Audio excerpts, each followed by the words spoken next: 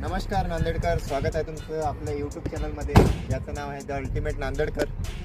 आणि आज आपण तुमच्यासाठी घेऊन आलो आहेत Mahindra Xylo BS3 D2 model 2010चा रिव्ह्यू. आणि गाडी ही खूप आधीपासून चाललेली आहे. जी जुनी इनोवा होती स्टार्टिंगची, त्या इनोवाच्या बरोबर ही गाडी सेल होत गेली. तर काही कारणास्तव ही गाडी याच्या लुकमुळं आणि काही रिझन होते, गाडीमध्ये स्टेबल वगैरे नाही आहे गाडी, त्यामुळे ही गाडी जास्त सेल नाही झाली. ती गाडी आपल्या पुढे अवेलेबल आहे.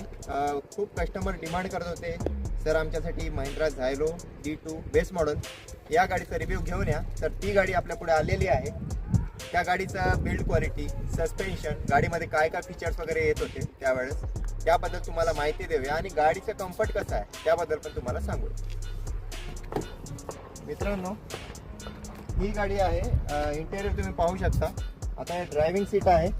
या ठिकाणी तुम्हाला फ्यूल लीड ओपनर आणि इथं लाईट ॲडजस्टेबल बटन तुम्हाला मिळून जात होतं. त्यावेळेस तुम्हाला 5 स्पीड मॅन्युअल गिअरबॉक्स इथं भेटत गेला. मित्रांनो, माझी हाईट आहे 6 फूट. तर बसण्यासाठी इथं कसं कम्फर्ट आहे ते पाहूया.